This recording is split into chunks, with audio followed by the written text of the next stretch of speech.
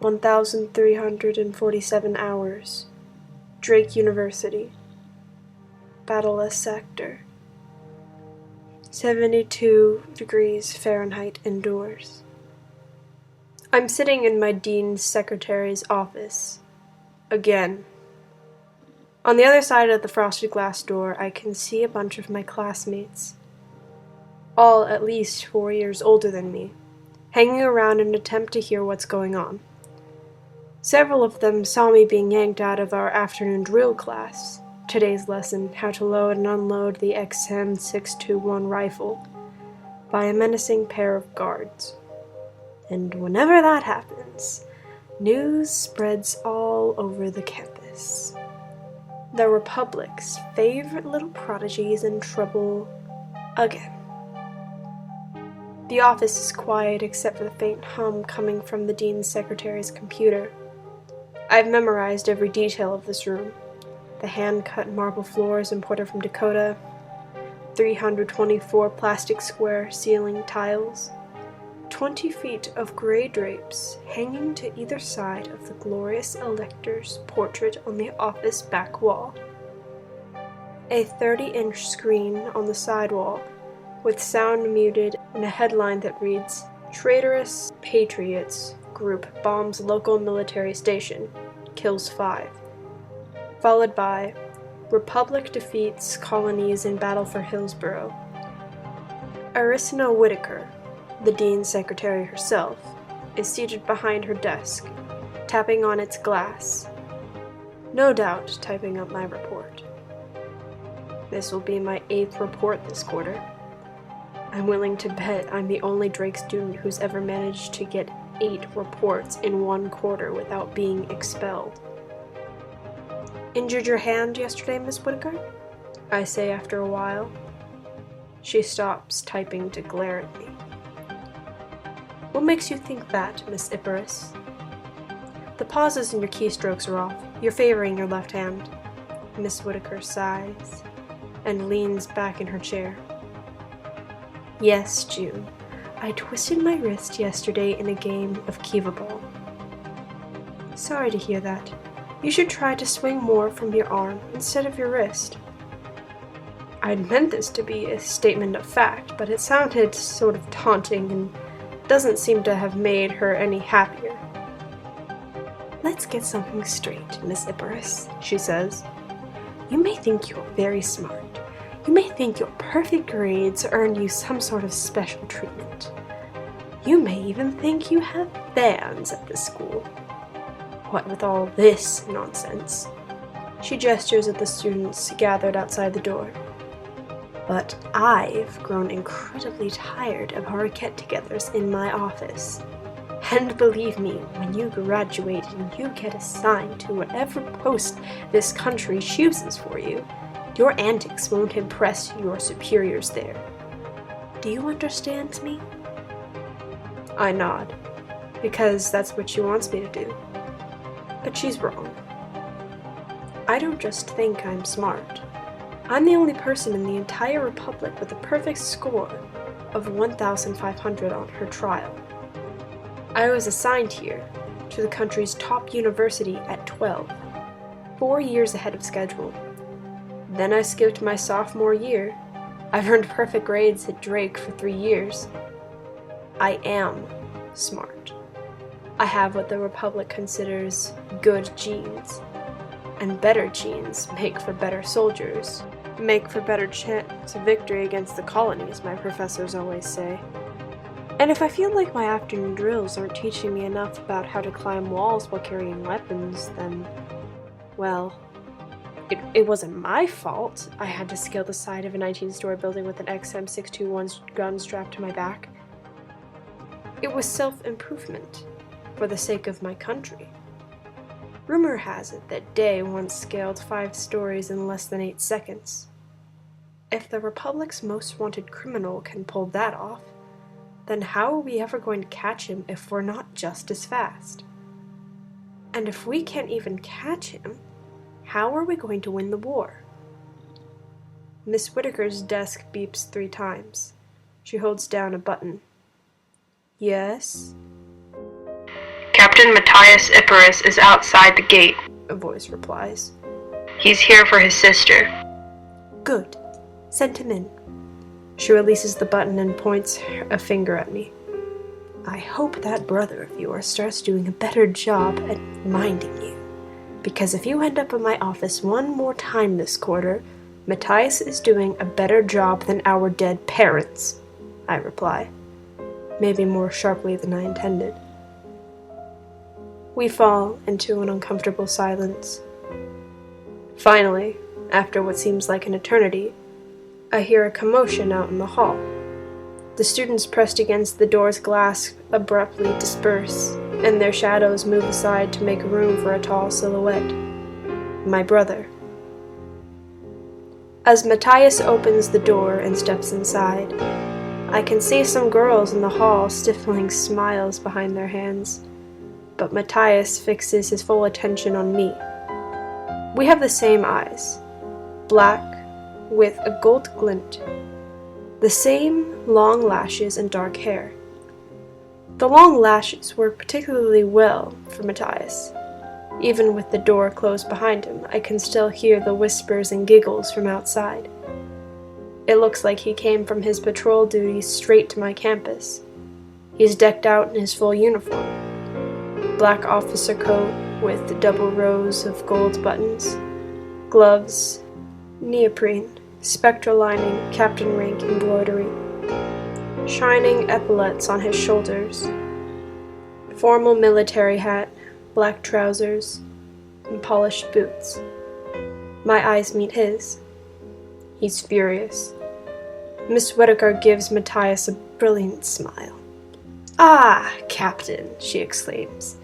"It's a pleasure to see you." Matias taps the edge of his hat in a polite salute. "It's unfortunate it's under these circumstances, again," he replies. "My apologies." "No problem, Captain." The Dean Secretary waves her hand dismissively. What a brown-noser, especially after what she just said about Matias. "It's hardly your fault. Your sister was caught scaling a high-rise during her lunch hour today. She wandered 2 blocks off campus to do it. As you know, students are only to use the climbing walls on campus for physical training, and leaving the campus in the middle of the day is forbidden, yes?" "I am aware of that," Matias interrupts, looking at me out of the corner of his eye. I saw the helicopters over Drake at noon, and I had a suspicion June might be involved. There had been 3 helicopters. They couldn't get me off the side of the building by scaling it themselves, so they pulled me off with a net. "Thank you for your help," Matias says to the Dean's secretary. He snaps his finger at me, my cue to get up. When June returns to campus, she will be on her best behavior. I ignore Miss Whitaker's false smile as I follow my brother out of the office and into the hall. Immediately, students hurry over. "June!" a boy named Dorian says as he tags alongside us. He had asked me, unsuccessfully, to the annual Drake Ball 2 years in a row. "Is it true? How high up did you get?" Matias cuts him off with a stern look. "June's heading home." He puts his hand firmly on my shoulder and guides me away from my classmates. I glance behind me and manage a smile for them. 14 floors, I call back. That gets them buzzing again. Somehow, this has become the closest relationship I have had with the other Drake students. I am respected, discussed, gossiped about, not really talked to. Such is the life of a 15-year-old senior at a university meant for 16 and up. Matias doesn't say another word as we make our way down the corridors, past the manicured lawns of the central quad and the glorious elector's statue, finally through one of the indoor gyms. We pass by the afternoon drills I'm supposed to be participating in. I watch my classmates run along a giant track surrounded by a 360-degree screen simulating one desolate Warfront road. They're holding rifles out in front of them, attempting to load and unload as fast as they can while running. At most other universities, there wouldn't be so many student soldiers. But at Drake, almost all of us are well on our way to career assignments in the Republic's military. A few others are tapped for politics and Congress, and some are chosen to stay behind and teach. But Drake is the Republic's best university, and seeing as how the best are always assigned into the military, our drill room is packed with students. By the time we reach one of Drake's outer streets, and I climb into the back seat of our waiting military jeep, Matias can barely contain his anger. Suspended for a week? Do you want to explain this to me? He demands. I get back from a morning of dealing with the Patriot rebels, and what do I hear about? Helicopters 2 blocks from Drake? A girl scaling a skyscraper? I exchange a friendly look with Thomas, the soldier in the driver's seat. Sorry, I mutter. Matias turns around from his place in the passenger seat and narrows his eyes at me. What the hell were you thinking? Did you know you'd wander right off campus? Yes. Of course, you're 15. You went 14 floors up a... He takes a deep breath, closes his eyes, and steadies himself. For once, I'd appreciate it if you would let me do my daily tours of duty without worrying myself sick over what you're up to. I try to meet Thomas's eyes again in the rearview mirror, but he keeps his gaze on the road. Of course, I shouldn't expect any help from him. He looks as tidy as ever, with his perfectly slicked hair and perfectly ironed uniform, not a strand or thread out of place. Thomas might be several years younger than Matias and a subordinate on his patrol, but he is more disciplined than anyone I know. Sometimes I wish that I had that much discipline. He probably disapproves of my stunts even more than Matias does. We leave downtown Los Angeles behind and travel up the winding highway in silence. The scenery changes from inner Battleless Sector's 100-floor skyscrapers to densely packed barrack towers and civilian complexes. Each one only 20 to 30 stories high, with red guiding lights blinking on their roofs, and most with all their paint stripped off after this year's rash of storms. Metal support beams crisscross their walls. I hope they get to upgrade those soon. The war's been intense lately, and with several decades of infrastructure funding diverted to the supplying of the Warfront, I don't know if these buildings will hold up well in another earthquake. After a few minutes, Matias continues in a calmer voice. You really scared me today, he says.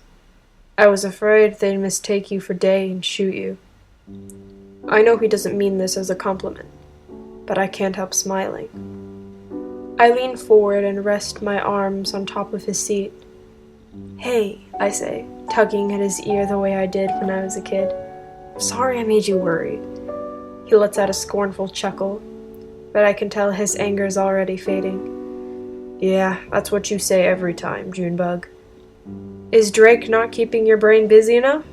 If not, then I don't know what will. You know, if you'd just take me along on some of your missions, I'd probably learn a lot more and stay out of trouble. Nice try. You're not going anywhere until you graduate and get assigned to your own patrol. I bite my tongue. Matias did pick me once, for a mission last year, when all 30 of Drake students had to shadow an assigned military branch. His commander sent him to kill a runaway prisoner of war from the colonies, so Matias brought me along with him, and together we chased the POW deeper and deeper into our territory, away from the dividing fences and the strip of land running from Dakota to West Texas that separates the Republic from the colonies, away from the Warfront where the airships dot the sky. I tracked him into an alley in Yellowstone City, Montana, and Matias shot him. During the chase, I broke 3 ribs and had a knife buried into my leg. Now Matias refuses to take me anywhere. When Matias finally speaks again, he sounds grudgingly curious. "So tell me," he whispers, "how fast did you climb those 14 stories?" Thomas makes a disapproving sound in his throat, but I break into a grin. Storm's past. Matias loves me again. 6 minutes, I whisper into the back of my brother, and 46 seconds. How do you like that? That must be some sort of record. Not that, you're supposed to do it. Thomas stops the jeep right behind the lines at a red light and gives Matias an exasperated look. "Come on, Captain," he says. Miss Icarus won't learn a thing if you keep praising her for breaking the rules." "Cheer up, Thomas." Matias reaches over and claps him on the back. "Surely breaking a rule once in a while is tolerable, especially if you're doing it to beef up your skills for the Republic's sake. Victory against the colonies, right?" The light blinks green. Thomas turns his eyes back to the road. He seems to count to 3 in his head before letting the jeep go forward. "Right," he mutters. "You should still be careful what you're encouraging Miss Icarus to do, especially with your parents gone." Matias's mouth tightens into a line, and a familiar, strained look appears in his eyes. No matter how sharp my intuition is, no matter how well I do at Drake or how perfectly I score in defense and target practice and hand-to-hand combat, Matias's eyes always holds that fear. He's afraid something might happen to me one day, like the car crash that took our parents. That fear never leaves his face, and Thomas knows it. I didn't know our parents long enough to miss them in the same way Matias does. Whenever I cry over losing them, I cry because I don't have any memories of them. Just hazy recollections of long adult legs shuffling around our apartment and hands lifting me from my high chair. That's it. Every other memory from my childhood. Looking out into the auditorium as I receive an award, or having soup made for me when I'm sick, or being scolded, or tucked into bed. Those are with Matias. We drive past half of Battleless Sector and through a few poor blocks. Can't these streetbeggars stay a little farther from our jeep?